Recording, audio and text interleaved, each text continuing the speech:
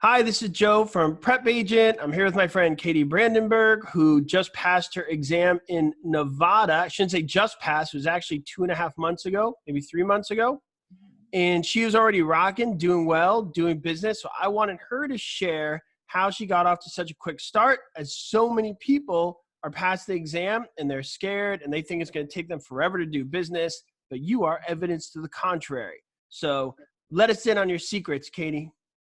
Okay, so when I first got started, it took a while for me to pass the exam. And that showed me a lot about myself is that to not give up. And when I was interviewing brokerages, the reason that I went with Keller Williams Realty and Sparks was because they said, if you want to learn how to do real estate, you need to just do real estate. And I was really overwhelmed in the beginning by I need to set up my website, I need to do all my social media, I need the LinkedIn. You don't need any of that stuff. And eventually it's helpful, but if that's what's keeping you back from doing real estate, it's really just an excuse. So for me, when I got licensed, I changed my phone number because I'm not originally from Reno, Nevada. I was from Colorado, so I had that phone number. And so I changed it, and it gave me a really good excuse to tell people, why did you change your number? Oh, I'm in real estate now. Felt like it would look more professional. You happen to know of anybody that's looking to buy or sell a house? And I got rock and rolling. So on day 2 of me having my license, I showed this couple a house and it seemed like they were interested, maybe not. And around 7:30 that evening, they called me saying that they wanted to write an offer. I was like, holy moly, this is exciting. And I didn't know anything about the technology, like I was saying. I knew from school how to put an offer together, but I haven't had any training at this point. So I called my broker crying. And I was like, they want to write an offer. They want to do all of these things. I don't know how to do this. I'm going to be a terrible real estate agent. Whose idea was this for me to just jump in head first? And he starts laughing. And he goes, can you meet me at the office in 15, 20 minutes? I said, sure, I guess. Why? He goes, I'm going to teach you how to write an offer real quick, and we're going to submit it, and you're going to sell these people a house.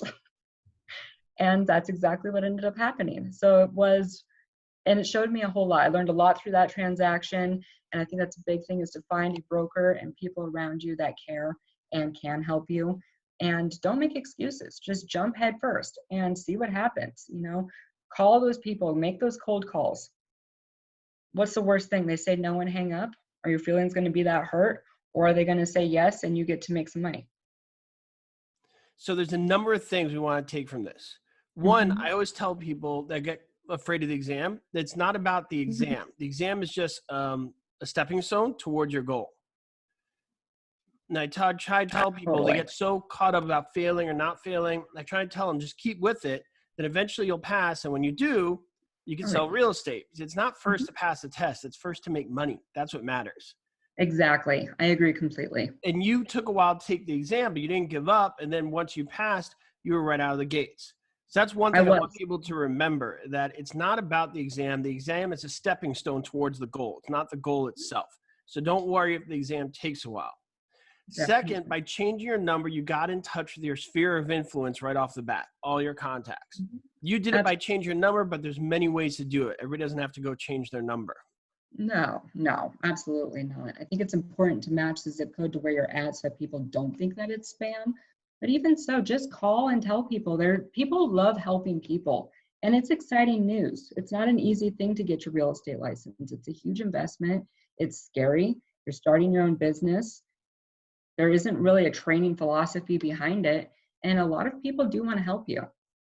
So one suggestion I always make to people is having a pass the exam party. Or a picnic to tell everybody I passed. It's a nice, fun way to get everybody in a room or at the park together to celebrate your passing. Just don't have too much to drink at that party. Right. You'll be ready to go. So there's many ways to just contact your entire sphere of influence right after you pass and just get right out of the gates. You could do like you did, just tell everybody you changed your information. You could have a little picnic or something. You just got to be creative with it. Definitely. And I also like how you mentioned you were kind of getting ready to do it while you were studying. Like once you were ready to go, you were ready to go. And your broker said, just do it. You mentioned you were Keller Williams. It's great. But what I really hear from you, it wasn't necessarily Keller Williams. It was the people there you really liked. Absolutely. Yeah, big time. That was really important to me, was to find a brokerage that was about helping people and helping everybody, including like the realtors that they have under them, succeed. And how are they going to do that? And because I've heard my sister, for instance, she got a real estate license in Colorado, and she had a tough experience because she didn't have any guidance. And it's not, I think people mistake training and guidance as two completely different things. When you're in real estate, you just need to raise your hand for help. But the brokerage that she was with, they were, I want to say they've worked with more experienced agents, and she was excited about that. But when it came down to selling, they were like, okay, here's your keys to the building. We're going to charge you this a month. Don't get sued, please. Okay, bye. And that's tough. And a lot of them, and that's great, you know, for a lot of places, they have that established where their agents are up to par and know what they're doing. But for the new ones, it's important to find somebody that wants to work with you and makes you feel comfortable to go to them to ask these questions, and that they want to help you. And that's why I tell people, like, a lot of people have a lot of good experience with Keller Williams, but there's other ones too, because at the end of the day, it's that person. Because I'm just using Keller Williams examples, you mentioned it, Sure. but they're all independently owned, which means your experience could be very different than the person who works out of Miami. You know, so, Absolutely. and so I really want everybody not to just go for the name on the door, but really meet the people.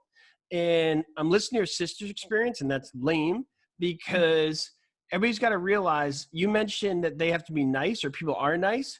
They've a vested interest in you. It's not only just about being nice. I mean, when you're working with them, they're getting a percentage of your commission when you sell. Oh yeah.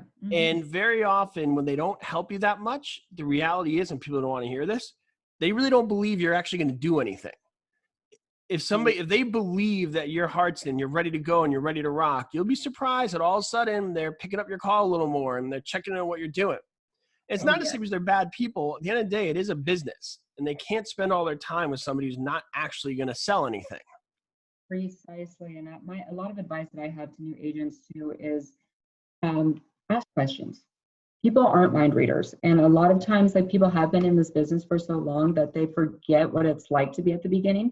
And the test is great for expanding your vocabulary, speaking the language, and doing things like that. But when it comes down to selling real estate, they don't go over what goes to title and what goes to lending and what you should send and what you shouldn't send and how to negotiate and things like that. And it's something that's learned over time, and you get your own style about it, which is great. But for me, it kind of reminded me of my trip to New York City a few years ago, where everybody here in the Midwest, on the West Coast, said, don't go to the East Coast. They're mean. They talk how things. I remember I was lost, and I was like, well, I feel like they're going to help me. So I just asked this person, I was like, how do you even get on a subway? And they started laughing, and they walked me through the whole process, made me feel super comfortable. Real estate's the same way. People aren't mind readers. There isn't training, there's only guidance. And just ask those questions. Be like, I'm in this deal. What goes to title? Okay, what goes to lending? What's the best way to set up the email so that everybody has everybody's information? You know, things like that. How to do a showing, how to do a walkthrough. Just ask. And 9 times out of 10, in my experience, people are more than happy to show you how to do it. But they don't want to put the time into someone that's sitting on their hands and expecting somebody else to do it for them. Right. You got to show that enthusiasm. And Absolutely. I also noticed you mentioned the exam, how it's not like what you're actually going to do. And people have to remember that's not their goal with the exam. It's not their goal to kind of teach you how to write an offer and get a client. People are like, well, it's not what we're actually going to do. The goal of the exam, really, and obviously I help with the exam a lot, it's that you know the basic laws so that you don't get sued. That's why you learn about fair housing, Sherman Antitrust Act, redlining, don't discriminate, certain things. They go over some basic terminology, but that's your broker's job to teach you how to make a deal and do business and things of that nature. That's not the job of the state. The job of the state is to kind of minimize lawsuits and to create a barrier to entry so that not everybody's doing this. I agree completely. And it's so helpful. I really liked what you said in the beginning from one of your previous videos that I had watched, was the exam is very important. And when people say, you're never going to use this stuff again, and it's just a stepping stone. While it is a stepping stone, you will use it again. And I strongly recommend that people know what's going on that exam, because it will help you in the future. And why not? You got to learn it anyway. You have to. And it's not just this little cute thing that you got to get done and you're never going to think about it again. I think about it all the time. With There's more easy, stuff on that exam than people realize. For oh yeah, example, if you ask your agent how big is an acre and they don't know that it's 34,560 square feet, it doesn't look good. It's not a good look. exactly. Absolutely. And like parcels and everything else. And when people are arguing about whose property is whose, that's not in your scope and you need to get a surveyor and things like that. It helps. And you're going to run into all different kinds of situations with real estate. I have in my 2.5 months, and I'm forever going to be learning. If you think that you're done studying after you pass the exam, nah, not even close. And that's the This other is, thing about the exam. It's a practice in studying because you got to Mhm. constantly learn. I wish people after they pass, they would maintain their study routine to some degree and keep learning and keep following up, because you had to learn how to write a purchase contract for your area, all this. There's just stuff you're going to learn Mhm. constantly, whether it's new laws in your area, new zoning rules, things of that nature. So Yeah. And it's good to network and to go to those things. And when you meet, when you host an open house and a realtor comes in, not to be intimidated by that or feel that they're there to like see what you're doing and spying on you and seeing what the competition is and stuff. Like those connections are really, really important, just to talk with them and get on the same page and pick their brain about it. I was just right before this, I was talking to a realtor out in rural Nevada about how do you do real estate out there? What's the difference? Like, and it helped me with my client because the property that she's interested in is technically vacant land with personal property attached to it. And but when they're looking at these pictures on Redfin and Zillow, et cetera, and they see a lot, hey, sorry, okay. with a house on it, they automatically think that it's personal property or that it's real estate. And they're asking, well, if it doesn't have this, this, and this, then why is it selling at this? This is ridiculous. Well, they're not selling the house, they're selling the land with the personal property as a bonus, essentially. And hopefully they say a word to you that you don't know. You write down that word and you learn it in the morning. Absolutely. I've been preaching a lot this idea of learn 5 words and you wake up.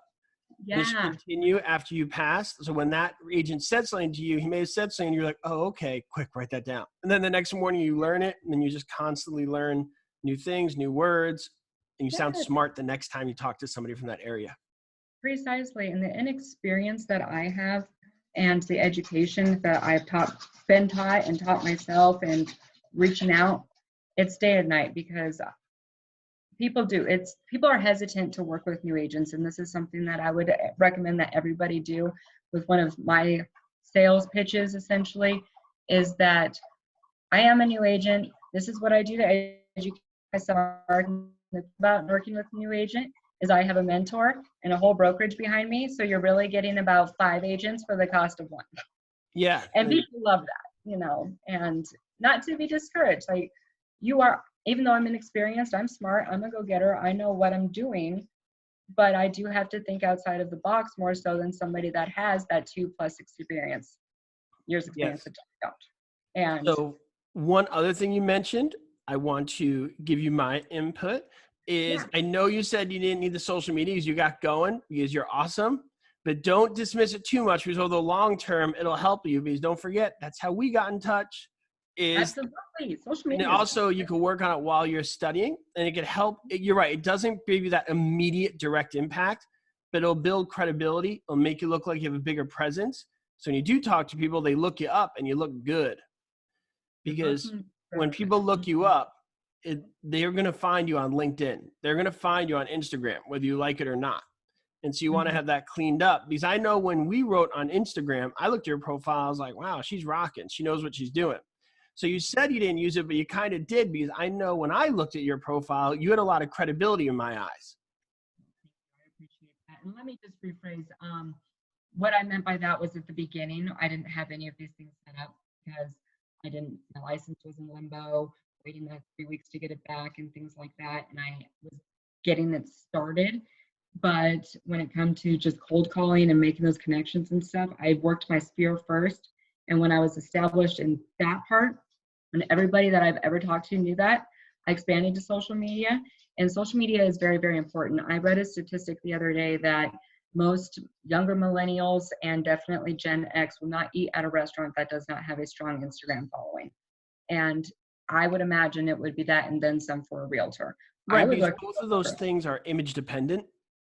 I totally. mean, I would absolutely look if I'm eating somewhere at their Instagram to see what it is, see the atmosphere. It's a great way to get some insight. And you're absolutely right. Real estate's a very image-oriented thing.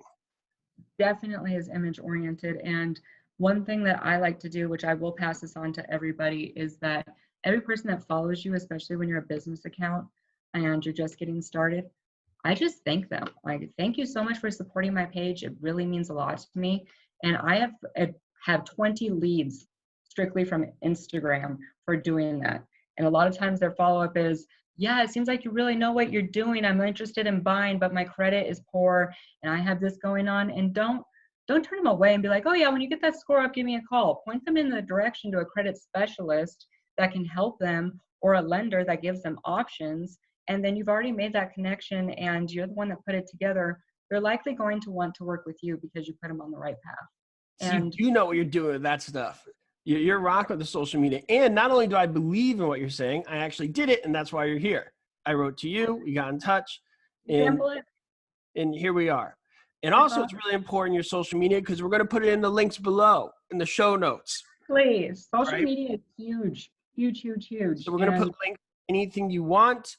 I'll put it to your Instagram, your whatever, your company website. So everybody look for that. Look for Katey's information below, because she's going to give me that information. I'm going to add it, and you'll be easy to find for everybody.